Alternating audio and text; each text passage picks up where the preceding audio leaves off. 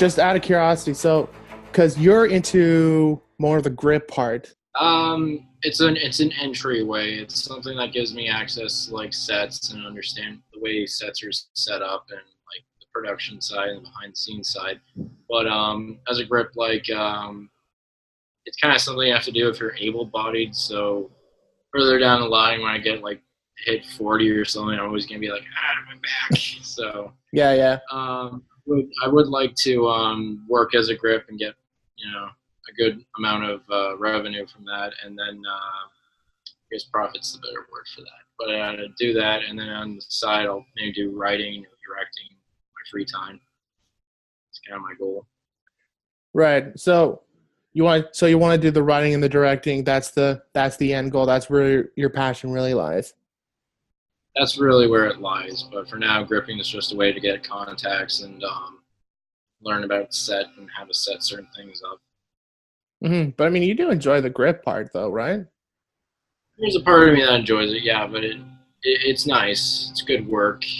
It's good pay, and it's good people overall. I was recently on an IATSE set myself for the first time last week, and that was a pretty eventful day. Yeah. Well, what was it like? Essentially, you're essentially in teams of people, and you're going to be sent out to do various tasks like rigging and help lifting and dragging things around and setting up massive rigs. One of these giant lifts that tower in the sky 40 feet high. So it's pretty vigorous work. It's definitely the biggest thing I've ever rigged for. So that was a little daunting, but I got through it. Nice. Now, how long was that day? 10 hours. Oh, wow. That's not too bad. Yeah, it wasn't like a shooting day. It was just sort of like a pre-production, pre-setup, because it was shot in this giant set that was supposed to look like a. I don't know how many details I can give away, but anyways, Yeah, it yeah. was just like this foreground that we had to set up. It's Christmas themed, so that was kind of cool. It was like walking around this area. Kind of made me feel like I was on the set of like How the Grinch Stole Christmas or something like that. I Yeah. have a newfound appreciation for set builders who build these giant worlds that we have to film on. So the amount of detail and attention that is put into that's pretty cool. Yeah, well, I mean, I can totally understand because, I mean, right now, because I'm working on Tom's Tricky Tart Trip still. Oh yeah, And I mean, I've actually just because the production, the shooting day, it's kind of complicated. It's still kind of up in the air, and so many different things been changing. And we were going to go this route, and then all of a sudden this changed, and I have to go another route. So I've just started to do the miniature work. So I've kind of started more of the pre-production end of it because most of in the short film there are a few kind of sets that I do have to make up. So I just got a head start on that, and yeah, I mean, totally huge appreciation because I mean I haven't done any form of art in years, but I mean just to make one miniature, and I mean my stuff is not high detailed because I'm not an expert obviously, and I mean it took me 3 weeks, right, just to do one, and I've got like 4 to make. you got 4 miniatures you have to build. How large are they? Are they just like 20 by 20, or like is it like a large miniature, or is it like just a small little forest? Yeah, they're really really small. Like like working on the second one, and both of them have not really exceeded like 4 by 4 by 2 feet. This one is actually slightly Those, bigger because it's 4 by 4 by 4. So really, really, really they're, small. they're very small miniatures. I was like thinking of this stuff in Total Recall. You ever seen the 80s movie Total Recall? They had to build like Not a yet. whole, basically the size of my room, and it has to be like a giant Mars exterior with a little railroad that runs through, and the camera follows it. Very intricate model. It's one of my favorites. Because Yeah. it reminds me of because I saw some behind. I have not seen the movie in 2049, Blade Runner 2049, Uh, but I have, yeah. I've seen a lot of behind the scenes, and just the miniature work on that was absolutely insane. So tell me a bit about just explain to me again. So how did you get into the industry? How did you do it in the path? In the path, after I graduated TFS, I had to make a bit of money first so I could stay in Toronto. But a good friend of mine, Crescencio, got me involved with the CFC. And what the CFC does is it's a voluntary position on these various shorts and pilots that they produce for aspiring filmmakers and actors, writers. So you get involved in a lot of those projects. And the beauty of the CFC is that while it is volunteer, it's the only volunteer work you can get where you can actually get union credits. So it's in the long run, it's actually very beneficial. The people you work with are great, and the sets are well done, and production value is very good. And I've had a lot of very good experiences from the CFC, and after I started working with the CFC, a lot of people I worked with would get me on sets and various things. I recently shot this musical in a subway station down at Bay from someone I met on CFC, and that was a very cool thing. That was the same set they shot Suicide Squad on. Oh, really? So, yeah, like it was just it was like a derelict subway train that was abandoned years ago, and it was it was a very tight set. But where was I? And then as I was doing these CSC sets, I kept earning license tickets, like lip tickets, and working at Heights training from IATSE, because they have these very good training programs that give you leeway into getting in the union, like how to wear harnesses and how to understand how a scissor lift or articulated boom work. Very comprehensive stuff. And of course, there's also like bonus stuff. Like I took a grip course, which they're unfortunately, I heard one of the guys say they shut down this course, but it was like Grip 101. It was from a very seasoned grip. His name was Michael Coney, and he wasn't he was a bit of a salt of the earth kind of guy, but he was really cool. He taught me how to like tie knots, and like I was actually kind of struggling with that section. So when I was learning how to tie knots, like during this session, you could tell I was struggling. He's like, "Oh, you're really slow at this." I'm like, "Don't worry." During lunch, I like took out a rope. I just tied it around a tree and did knots all break. And the guy who drove by and caught me doing that, he actually smiled at me. So I showed the initiative to get better. And at the end of the day, he just shook my hand and was like, "I like your initiative, and I think I can really see you going places." So that was very moving, coming from a guy who's been in the union for most of his life since he was 15. That is great. I mean, you are a hard worker. There's no question about it. Thank you. Yeah, and as just side projects, I know Evan gives me a lot of editing jobs. Like my friend Evan Mead, who is a videographer, producer, wants to make his own shorts, wants to make his impact in the industry. Oftentimes he'll shoot seminars. He'll have like 2 camera angles that I have to cut between. It's audio sync, and that's just like side gig stuff. But it wouldn't be a bad avenue to be an editor either, because I am interested in that too. Because that wedding video you shot with Leslie and Matt, that was the first wedding video I ever edited, and that was very comprehensive. That was a lot of work, but when it was done, it was like so good. I was very proud of myself for how that turned out. Mm-hmm. Did you ever end up? Pardon? Did you ever end up seeing the finished product of the wedding video, or? No. I think Evan might have a copy. I know I do. So if you ever want to take a look at it, I can send it to you. Yeah. But yeah, that's just a rundown of my career, basically, and how I got started. The CFC is a very good way to start. That's what Jordan Walker told me anyways, TFS. And in the meantime, I'm just writing and getting stuff together. I actually have one short that I just finished writing that Evan's interested in producing. That hopefully it'll get done. Well, I mean, like, hopefully get started in pre-production soon. Right now, there's just a lot of stuff coming up at the moment. Nice. Tell me about that short film. What's that about? It's essentially a story about a girl who goes to a speed dating seminar where every occupant who goes there is required to wear a mask. So it's like a speed date mixed with a blind date.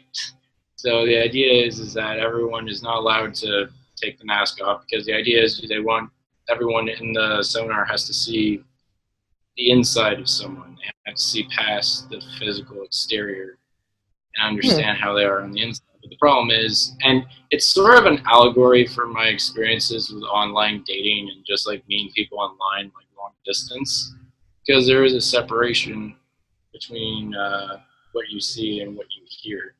So what ends up happening is a lot of the people this girl encounters are really out of their mind, or they have a lot of personality flaws. So it's interesting bumping through each and every character because it's a speed date and seeing how she interacts with them. And in the end of the day, um, we see what her big secret is underneath the mask that she's not willing to share with anyone, even the people she actually ends up liking. I still haven't come up with a title for it yet. That's just the tricky thing, because mask, speed date. I mean, if I want to be general, that's what it's about, but not a very catchy title. And I'll work on it. But that's the script in a nutshell. I mean, that definitely sounds like a great synopsis already. Um, yeah, I mean, even if you want to call it masked or masked, like the past form Mask. of masked, masked, like the past form. Yeah, yeah, that's not bad. I mean, a short doesn't have to have like a super intense like title. Usually, keeping it Mhm. simple is like a good thing to do. Remember Rick Berman? He was, or not Rick Berman, Rick from TFS. Like, keep it simple, stupid. Rick. Rick Bennett. Last name? Rick Bennett. Yeah, his last name escaped me in that moment. But yeah, that Rick Bennett guy. Keep it simple, stupid.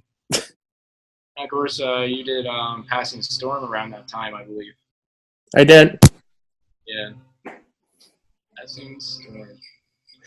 Yeah, I'm actually thinking of making like a documentary about the passing storm, but specifically about because I mean, I don't want to complain and say that, you know, it was really, really well, I don't want to say it's really, really bad either, but there was a lot of complications about that set, like just prom after prom after prom after prom.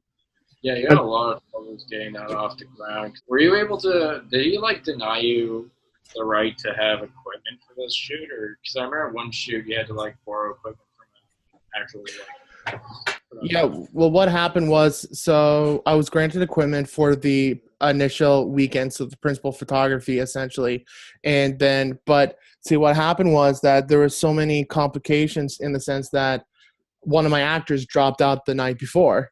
One of my main actors, where I was going to shoot all of his scenes for half a day, he completely dropped out literally the night before we were about to shoot all of his scenes. So I was stuck. So I could not shoot any of his scenes that weekend. So we had to move on and do other stuff. So that's where I went out and I resourced my own equipment. But because but yeah, I mean, one of these days I think I might do a documentary going behind the scenes of the passing storm, but not so much for pity's sake, but just to showcase that, like, look, we had a prom after prom after prom, but we got the movie made, which to me is the important part. And it still sucks. The movie is not fantastic, but it got made, which I think is important. Well, not everyone can say that, right? Not everyone can say I made a 30-minute short. So it's commendable on your part that you managed to get it done and out there. I believe you even had like a giant like premiere where you actually had people like pay $10 to see it, so you actually got some money back. That's kind of rare.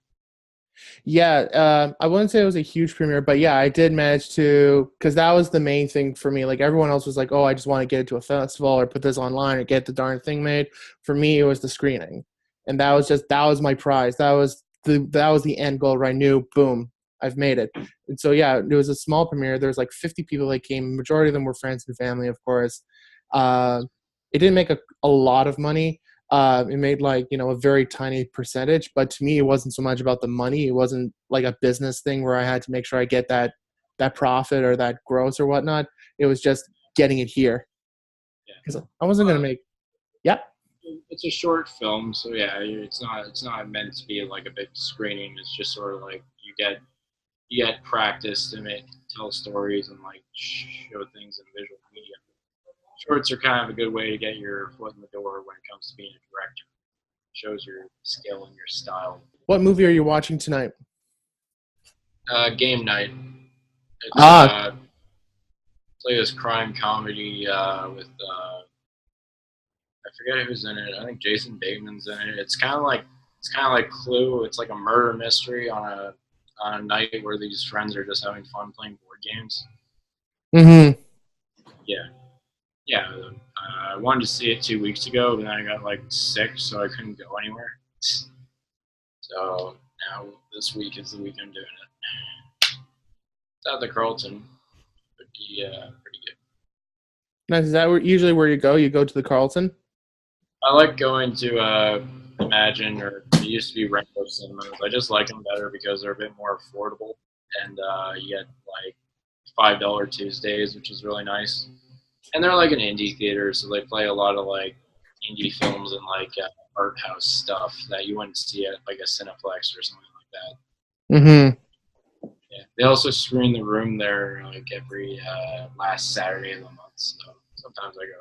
So let's talk about this Becoming One of Them project that we're now on. Yes. Yes. So, if I recall correctly, because I think how the whole thing started was, so I mean, Peter obviously emailed me. This was actually literally a year ago this month, approximately. He emailed me and it's like, "Yo, I've got the script. Do you mind taking a look at it and producing it?" Like, yeah, I love to. I can't now because I'm crazy busy with my business between now to June. I'll take a look at it in the summertime. And then it was the summertime. I believe that was like, okay, now I'm going to put together some form of a team, start a Facebook group, because that's when you joined, right? Yeah, like you're saying, you need a director, and at that time I was really cracking down on Ash and Dust, and I decided if I was to get a director point for this, I might want to try directing something horror related. So that's what caught my eye. Plus, I always liked zombie movies, so I thought that the idea was really exciting to pounce on. Mm-hmm. What did you find so special about the short, though? Yeah. So you like the fact that it actually spends less time on the zombie aspect and more time on the person transforming. And like we see the last remnants of his life before he dies. Mm-hmm. Yeah, because you're absolutely right there. Because yeah, majority of the time it's just hack and slashing with zombies, or just running away or whatever. But this is actually focusing something a little deeper. Survival stuff, the end of times. Mm-hmm. Now, as you were making the movie, was there anything that kind of inspired you direction-wise? Yeah. Kind of like the approach Zack Snyder had when he directed Dawn of the Dead. Oftentimes he would shoot zombies with like a really low grade camera, like a DSLR or something, and he would like make it really rough to kind of give like the cinema verite approach that you are in a crowd of zombies. Like at the moment, they're all chasing everything.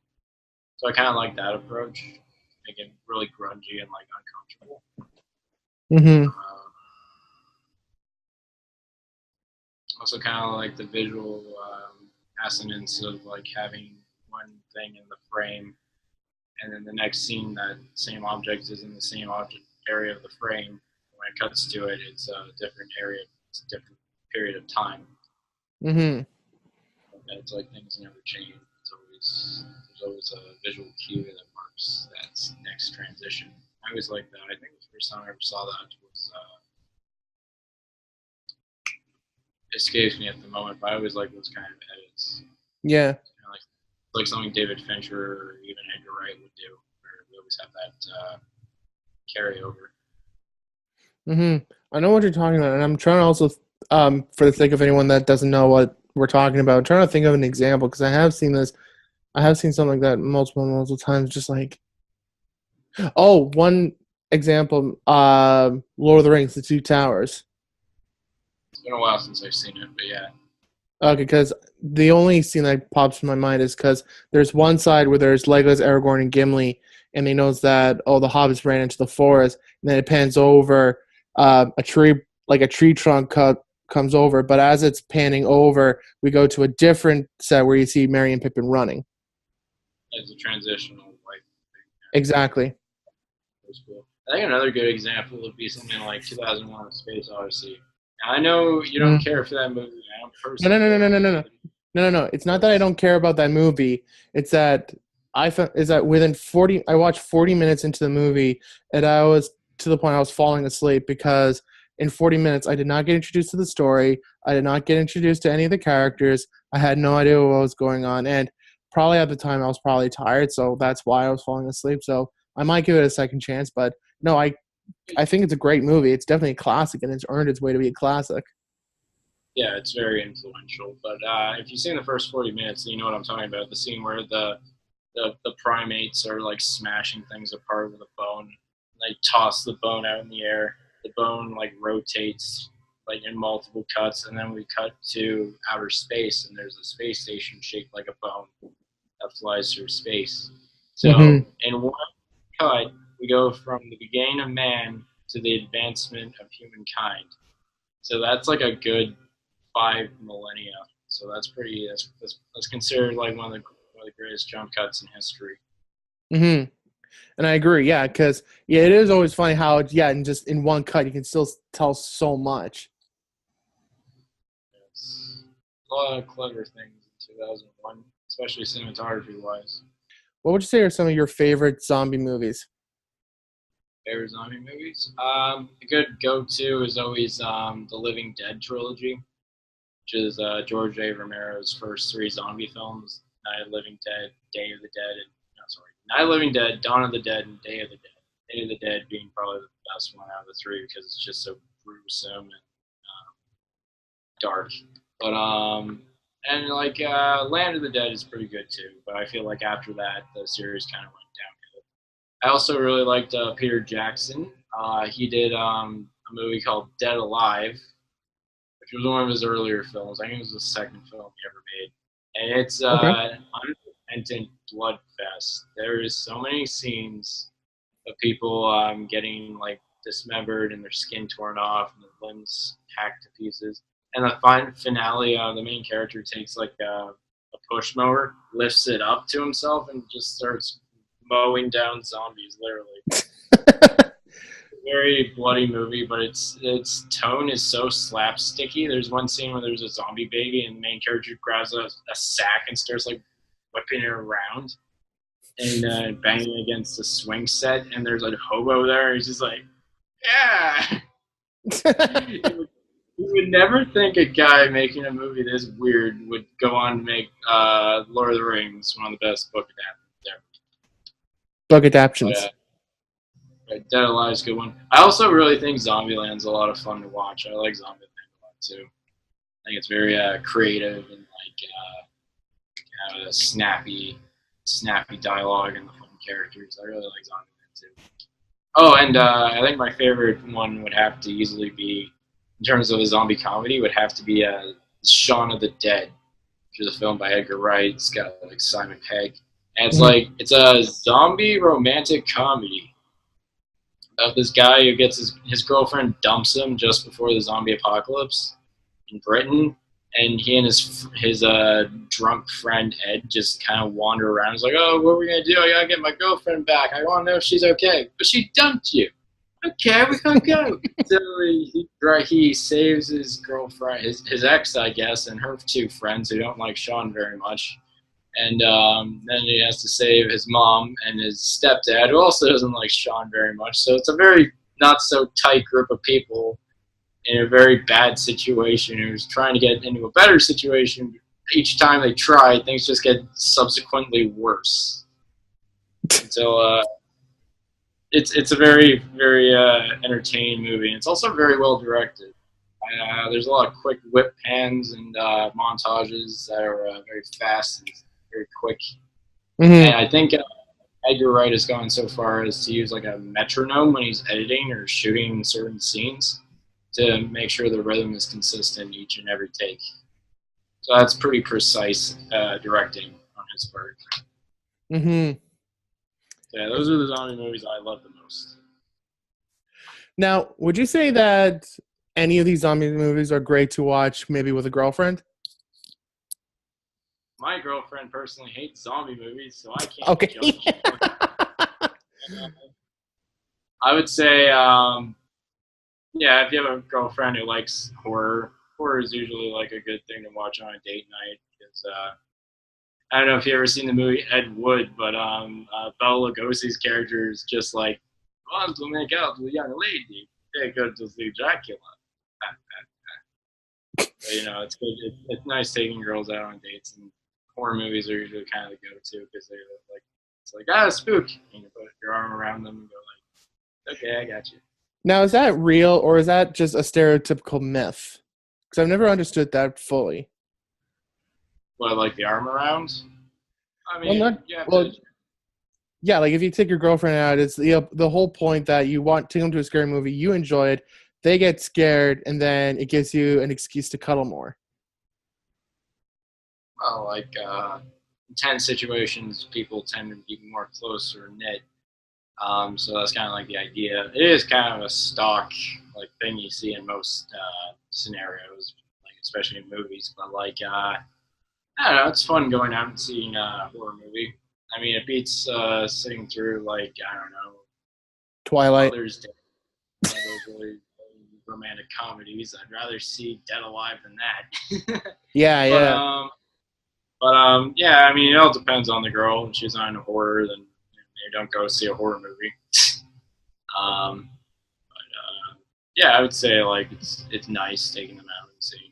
I think just spending time together is nice in general, but like horror movies are a good one to go see. Zombies depends on how. I say this with everyone. If you can, how well you can tolerate gore. Because I took Evan once to see Videodrome. There's a scene where a guy's head explodes because it gets filled with sentient tumors. He's just like, I can't watch this, and I was just like, the whole time. I love gore, but if you don't love gore, get out the door. That's what I say. You are literally like the mini version of Guillermo del Toro. You think I'm like Guillermo del Toro? Well, you just like weird thank things. You. I do love weird things. In fact, I actually took my girlfriend the first date I took her to see Shape of Water, and we loved it. We held hands the whole time. It's not the greatest movie to hold hands to because there's a lot of hand stuff in that movie that goes horribly wrong, but that's a really great film. I love Shape of Water. And yeah, Guillermo del Toro is like one of my favorite directors, actually. I like how he takes influences and like he puts it on his sleeve, and he really like gets inspired by a lot of the stuff he used to love, like monsters and fairy tales and stuff like that. I think it's important.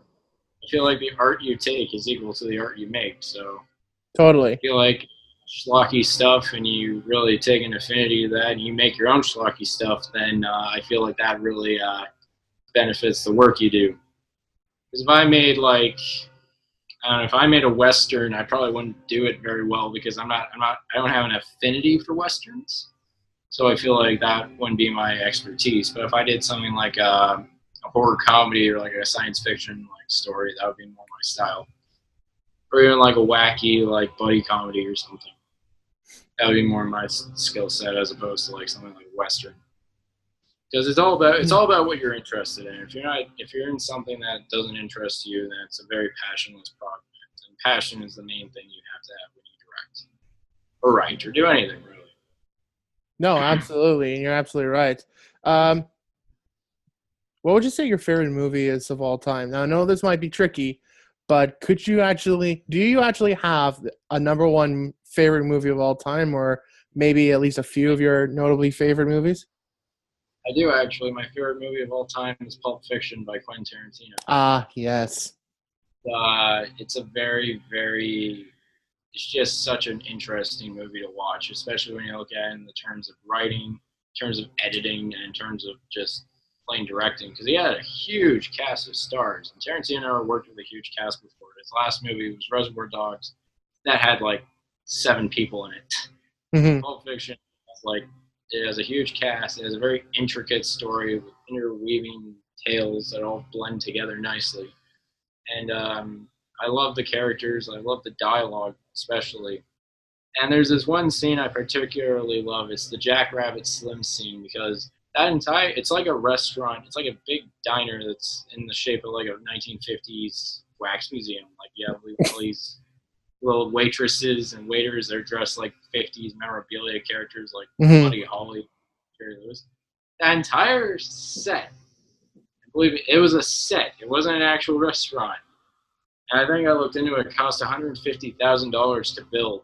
Oh wow. So it took up most of the film's budget. Pulp Fiction was not a very expensive movie. It cost like $8 million in general back in 1990. So, and I think $5 million of that $8 million went to the stars. So, Well, I believe it. I mean, Samuel L. Jackson definitely does stand out in that movie. He does deliver a very, very strong performance.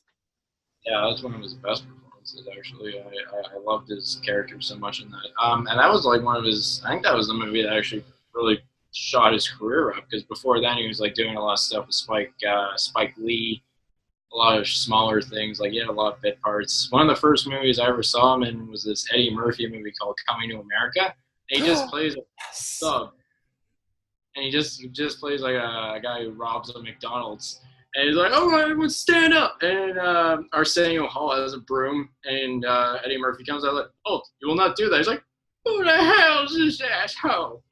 And he just, like Samuel L. Jackson in one of his earliest roles, and I believe it. Well, I mean, the part that I loved so much about that movie, Pulp Fiction, is simply the fact, because it kind of was jarring at first, because I was watching it for the first time, I had no context of what the story was. The first time watching Pulp Fiction, you're not going to get it all at once. It's very you have to watch it at least 2 or 3 times in order to fully wrap everything around. And I watched it again recently, and I actually found a lot of things I didn't even notice before. Mm-hmm. Like especially Bruce Willis's character and Vincent's character, they actually, like, when you pay attention to it, a lot of things make sense, because there's one scene where John Travolta says, "Man, someone keyed my car." And the scene before, he has a really negative altercation with Bruce Willis's character. Bruce Willis holds out his keys and he walks out the restaurant. You're like, he keyed the car. And later he ends up shooting it. And so it's like there's a very intense rivalry that's actually very subtly indicated throughout that entire movie. I didn't notice that until just recently. So I like films like that where you find things to pick apart as you keep watching. Yeah, it's almost like Easter eggs, but it's not really an Easter egg. It's just smaller depth and detail. I was just about to say that. That's why I love Pulp Fiction. It's like the greatest Easter egg hunt that you'll ever find in a film. It's little bits.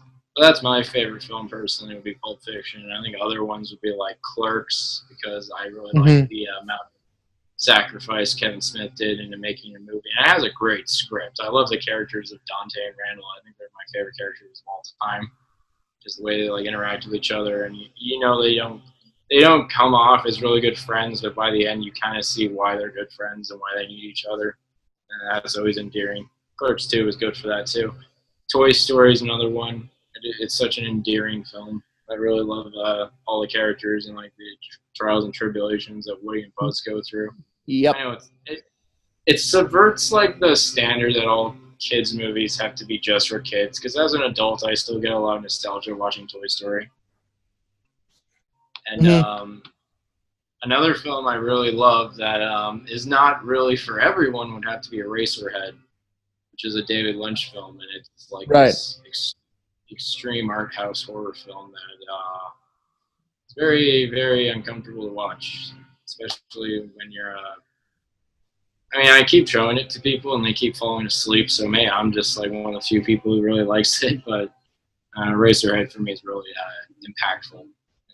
Really Now it's funny because, just a quick note, because we were talking about Guillermo del Toro earlier, and then you bring up David Lynch, and it's funny because I would consider both those directors really, really weird, but like, yes, lots of words for sure. But like Guillermo is like the fun, fascinating kind of weird. It's like it's strange, but you want to kind of get to know what he's thinking about.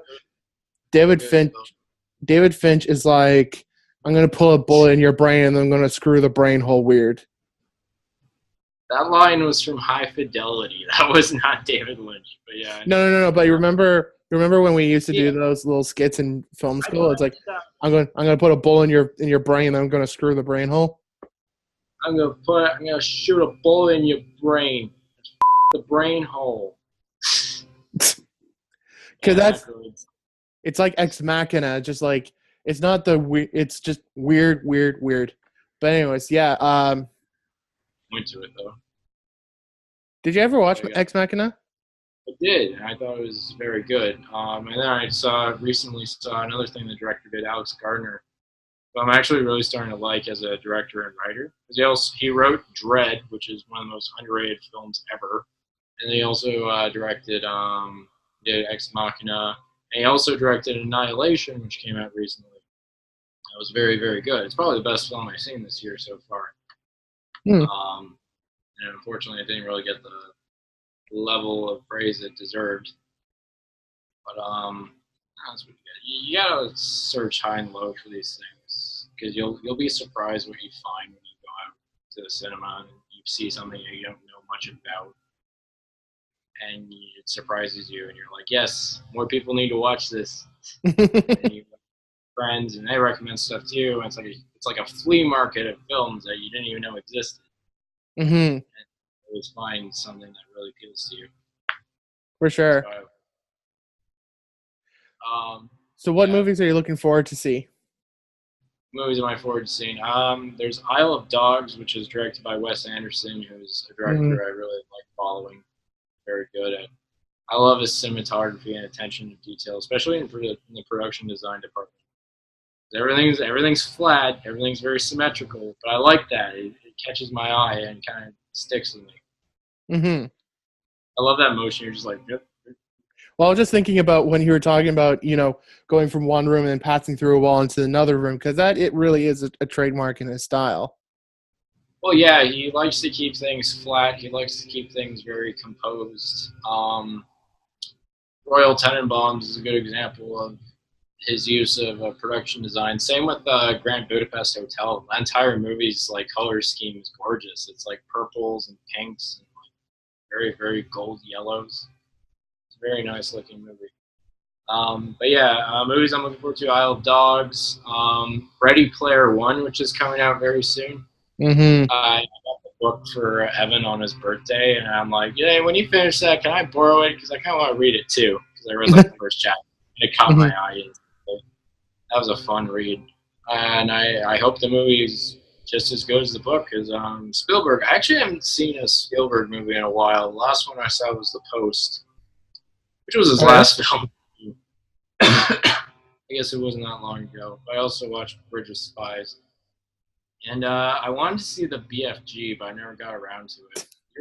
You were telling me it wasn't that good. I saw your post. It's like, come on, Spielberg, snap out of it. Yeah, no, it was weird because like, have you ever seen the honest trailer to Indiana Jones 4: The Crystal Skull? I don't really watch honest trailers, to be honest. I don't really find them funny. But yeah, go on. Really? Okay. Okay. Just because in that they described Spielberg and George Lucas as old guys that are just sappy.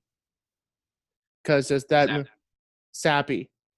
Just because the Crystal Skull is just it does get quite emotional, but it's like it's trying to shove emotions down your throat in a certain way. BFG. It's like Spielberg trying to attempt to make a movie that was kind of out of his niche in a way, because it felt like that was his interpretation of trying to make a movie that was satisfied like his grandkids. So he was trying to make it cute, he was trying to make it funny, do a lot of like 6-year-old jokes in it, and just I didn't find it that great. There was a lot of stuff in there that was really, really weird. But yeah, I am also looking forward to Ready Player One as well. I saw some of the trailers. I've been posting some of the trailers on like Instagram and Snapchat and whatnot, so I'm pretty excited. Yeah, I'm trying to branch out my interests this year because last year the only films I was ever interested in was like superhero movies, and that's not good. There's a lot of good superhero movies that are coming out this year, like Deadpool 2 and like Infinity War and Ant-Man and the Wasp, which I'm kind of pining for. I know not many other people are excited for it, but I'm really looking forward to that one because I love Ant-Man. And The Incredibles 2 is coming out. I'm excited to see that. So here's a curious question, because Pixar did this now for the second time, where it took well over a decade before they released the second movie. Yeah, with Finding Dory, yeah. Now, did you watch Finding Dory? I did. I thought it was pretty good. Iron Man. I thought it was okay. Like it wasn't quite as good as the original. It didn't stick with me the same way, but it was pretty good. I mean, for a return to the original, it was okay. I kind of hope Incredibles 2 has a bit more oomph to it because I really do. When I was a kid, like The Incredibles was like the one thing I was excited for more than anything. It's like Mhm. there was only two movies in my childhood I can remember being extremely hyped for. There was Spy Kids 3D. Uh, yep. I was extremely excited for that, and looking back on it, it hasn't aged particularly well. If I'm being Nope. honest, no, it really hasn't. And then there was The Incredibles because I was really into comic books when I was really young, and I still am. But like when I was into it, I was really reading every character and like understanding every storyline. When I saw The Incredibles, I'm like, I want to see this because Mhm. that was kind of like the start of the superhero genre back in the early 2000s because that was like X-Men 2 and Spider-Man 2 and all that. I loved Spider-Man 2 when I was younger, and I still do. And Mhm. Incredibles came out, and I saw it, and I just fell in love with it. And I was surprised it took them so long to make a sequel. Actually, I wasn't sure they'd even do it. Well, it's funny because there's a joke around the internet because they released a teaser trailer, right? And there's one shot in the teaser trailer where it's Bob and he's holding up Jack Jack, right? But like, if you look, Yeah, baby. there you go. But everyone was looking at Bob's shirt, and when you zoom in, because see in the previous movie, like it's kind of like a faded kind of pattern that you kind of see. But you see like the hair, and you see like the individual like knitted like strands that are just sticking out, and so people are joking around. It's like, oh, well, that's why it took them 14 years or whatever, because they were rendering Bob's shirt. Well, yeah, when you look back on the older Pixar movies, like you can see a difference as of now of how far their technology has gone. Because I love Toy Story, but I won't deny there are certain shots that have been kind of like they aged. Everything ages, but like I Mm-hmm. mean, like when you like the dog, like Spud, and you see him, and it's like, yeah, that's a pretty old effect. They obviously didn't have the time to render it. But like I can put that all that aside because Toy Story is like the first of its kind, really. No Mm-hmm. one's ever CGI movie like that, fully animated and all that. The way it holds up now, I'm actually quite impressed. Because you look Well, at yeah, you well, I look was at gonna. '90s CGI and it just hasn't aged so well. Like Toy Story still holds up. Well, I also think that another great thing that CGI has also done is, well, I don't know if this is true, but it seems like it's become more available in a sense because I mean, there's definitely a lot more visual effects companies. There's a lot of like programs like After Effects and these modeling softwares that are available to the average day consumer, so that they can start training themselves. Like Mitchell Beaton, for instance, who's teaching himself uh, modeling and visual effects and whatnot. You don't have to be in this big company in order to get access to all of this. Because I Because there's such a demand for it right now. Holy, that's the place you want to be. Persona Paul is like started off doing visual effects, and he's doing quite well for himself actually. So mm-hmm. there's another like visual effects is kind of like the way to go if you're interested in like designing or like doing graphic design on computers and like 3D modeling. That's the way to go. But it Definitely was funny when you brought up Toy Story because the first thing that came to my mind was I remember reading somewhere that I don't know if you noticed this, but in the entire movie of Toy Story, you never see Andy's mom, like at least her face. I think you get like a glimpse of it or two, but you're right. It does mostly stay to the back of her head or like just like From chest here to down, waist. yeah. Because apparently the reason why is because they felt it was too expensive to render her face, so they just left it a majority of the time out of it. They were focusing on everyone else. That makes sense. That makes sense. Because like the reason I think a good reason why they did Toy Story first was because a lot of people complain like the textures in Toy Story look very plastic. So I think Pixar knew its limitations in terms of software, so they wanted to make renderings of characters that didn't have to look extremely photorealistic, right? Mm-hmm. I think, but I like how each year they get better and better, because like Finding Nemo for Pixar was like the first time they ever had to digitalize like water to such an extent and have all these like luscious like multicolored creatures running around an environment that looked like it was like floating and And even in that movie, I also read somewhere that they had to be very, very careful on which shots they had to render to a very, very high detail degree, and those that they could just kind of go very, very basic. Because they said like they had the capability to go as full detail in a lot of these shots as possible. So, like for instance, the shots inside the whale when Dory and Marlin get swallowed up by a whale, that's high end detail. Some of the stuff that's underwater, they didn't focus on that too much because that would just eat up the budget. everything. Yeah.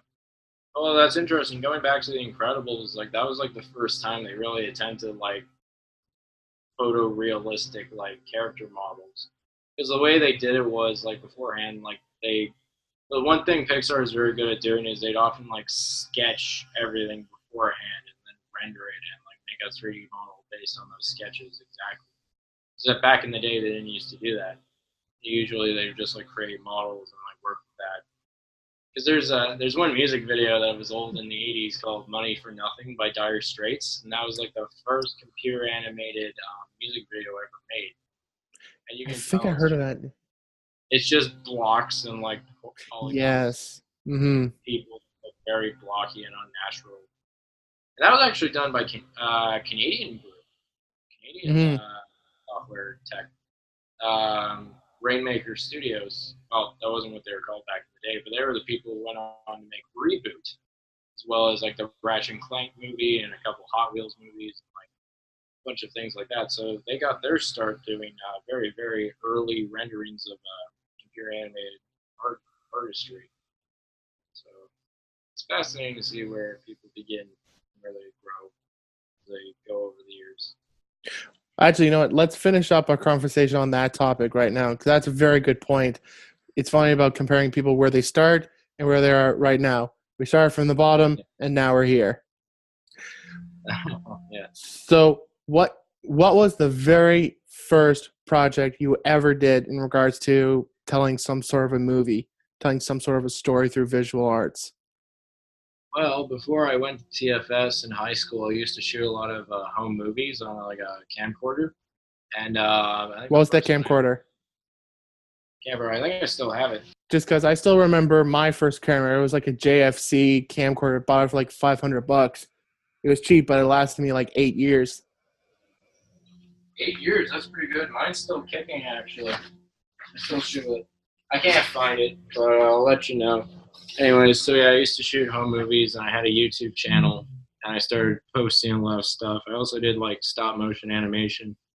That was a little clunky, but like I got a little bit better at it when I started using like the school like TFS's like DSLRs, which were a lot better because you could control focus and light aperture.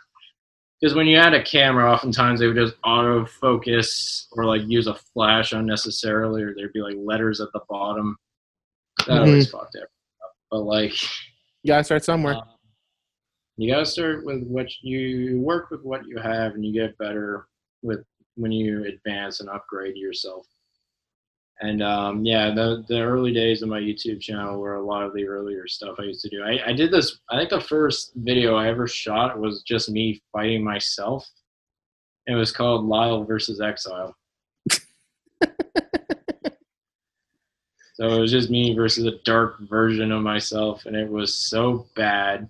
There was like I was doing all these effects where like I would lip sync over myself to make it seem like it was a Japanese kaiju movie, like an old school. Stuff. It's like you need to get yourself a girlfriend. I know. I just haven't found the right one yet. And then there was a Bulbasaur that popped out, and then Exile was like, "Oh yeah, well I'm a fire type," and he shoots a fireball, but it was just a shitty thing I drew on paint, and it was just 2 frames going back and forth. I don't have the video anymore because I deleted it, but like Aw. that was the earliest thing I ever shot, and I wasn't too proud of it. And a lot of when people found it on YouTube, they were like, this is interesting. And a lot of my high school friends found it, and they're like, But the first thing that got me attention on YouTube was this video I did called Lyle Gets Kidnapped, in which I get kidnapped by a mercenary who's looking for his copy of Pulp Fiction that I apparently stole, so he ties me up. He's like, where is it? Where's my DVD? I'm just like, I'm not telling you where it is unless you get me a quarter pounder with cheese. I'm like, fine. I'm going to drive all the way out there. And I didn't have a license to drive back in the day, so just had the camera pointed at the car, and it's just me sitting there. And the car moving. I was like, yeah, I'm driving. And then at the end, it's like, oh, this is Wendy's. I'm like, just give me my DVD. And I break out of the rope, and I'm like, here you go.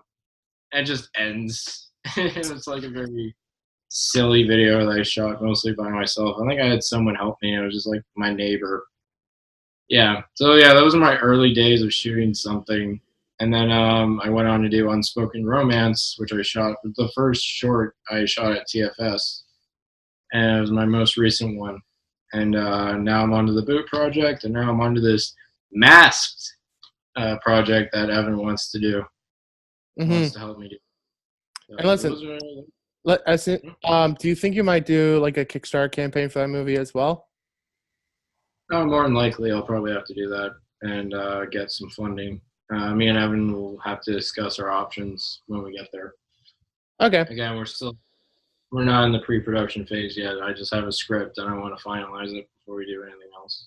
Of course. Feel free. If you do end up planning on going like a Kickstarter phase or raising money in some shape, way, or form, let me know, because then I'll share the link and whatnot. Okay, sounds good. Thanks, James. Yeah, anytime. And it's funny when you talk about the very first project they did, and some of those first movies were stop motion animation, because that's actually some of my first earliest projects that I did. Because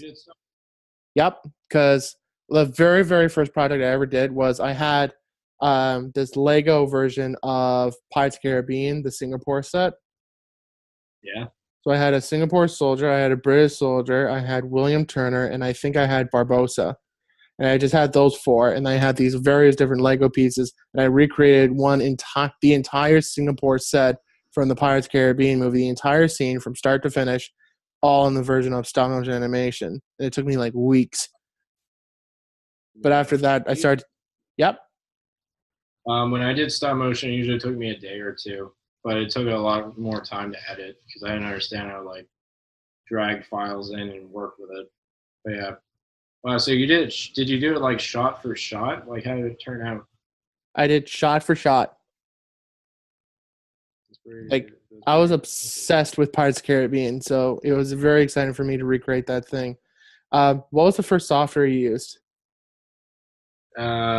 Well, James, the Movie Maker. I use Movie Maker. Oh, you use Movie Maker? Really old version. Not the oldest. It was just like bare bones Movie Maker, yeah. And then they upgraded the system when I was in high school. I'm like, no, now I gotta relearn it again. Yeah, so I missed the old version, but like the new version I was able to do. Like I think I did a documentary on Movie Maker once. The problem was from export, so I had to bring my laptop to school and present it, and I wasn't happy about that. I remember the first software I used was called Power Director, and it came with a camcorder, part of the JFC product line. Yep. That was the first one. Back in those days when you couldn't do much else aside from just putting stuff together. But yeah, I was stuck with that one for years, and I did a lot of videography on that as well. Oh, cool. All right, well, thanks so much for your time, Lyle. So what I'm going to do also is I'm going to link up your YouTube channel and some of your social links in the description, so if anyone does come to this video, they'll be able to hopefully connect with you later. Oh, awesome. Well, thanks so much for your time. Yeah, it was great. Thanks for talking. Awesome. Thank you. Take care. Goodbye.